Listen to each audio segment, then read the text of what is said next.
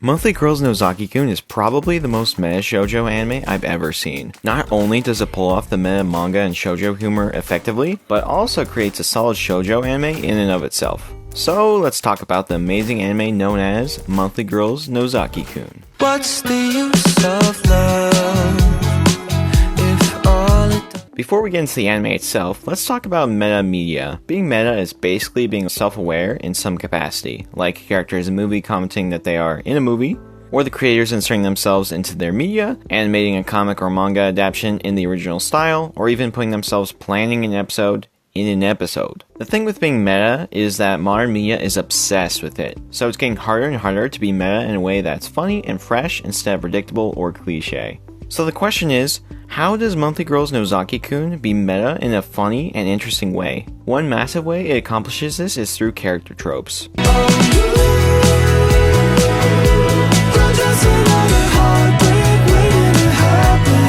Monthly Girls Nozaki-Kun opens with our protagonist Sakura thinking about how she likes this boy in her class, Nozaki-Kun, for a while and decides to finally share how she feels. So far, Sakura is holding up to the classic main character with the crush trope, who's clumsy, daydreams a lot, and has a very big crush on the main guy. The main guy generally starts off as a jerk, prince, rebel, or something to that effect, and slowly opens up to the main girl as they get closer.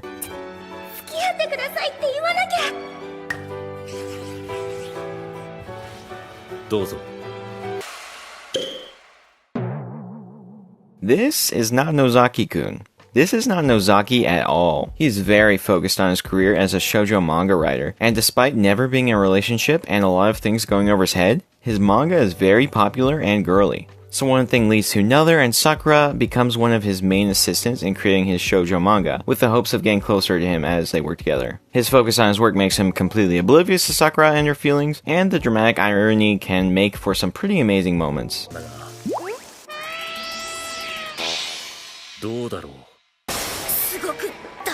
The other cast members either help or inspire his manga, and are also great subversions of character tropes. Mikoto initially seems like the classic school playboy, but it turns out his comments are so cringe, he cringes himself, and trains on dating sims.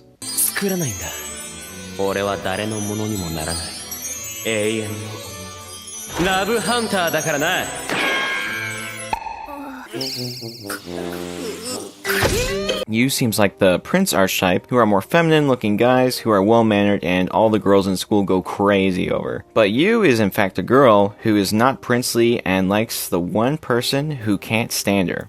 There are other examples, but you get the idea.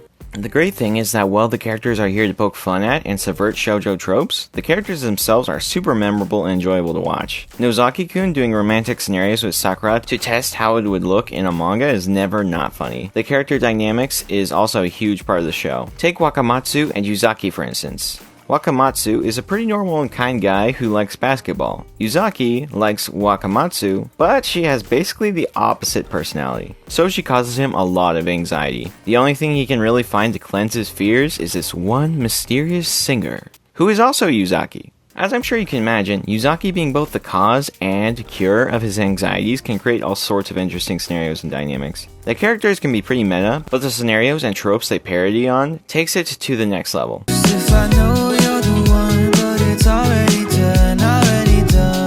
This is where the show and its characters really shine. Because every character has shoujo manga on the brain, there are constant scenarios to spark inspiration for Nozaki's manga, whether it's seeked out or just happens. For example, when start training at school, Sakura sees this as her chance at some romance, as they could share an umbrella like in a lot of the shoujos. It didn't turn out quite as she hoped though.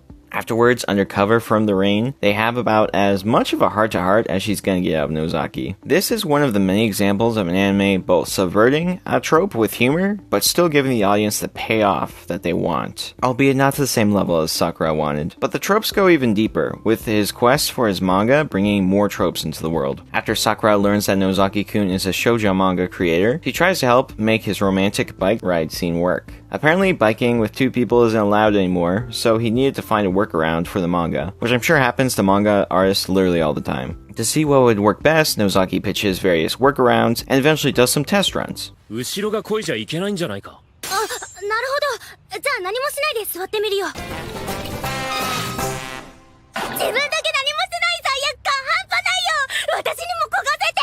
Nozaki not only tests his ideas out before putting it on paper, but he also bases his characters off of characters in his life. For example, the shoujo protagonist that all high school girls are relating to was actually based off Maikito.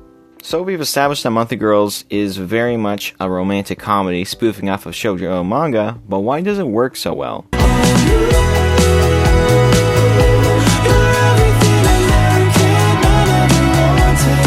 The biggest reason is while humor is a big part of it, at the end of the day, this anime has heart. Monthly Girls Nozaki-Kun isn't very deep, but it's not really trying to be. They set out to make a cute and hilarious anime with lovable characters, and that's exactly what they did. This is an anime that I highly recommend if you're looking for a relaxing and fun anime. The only issue is that sadly it's not on any streaming services right now, so you'll have to turn to YouTube, DVDs, or other sources.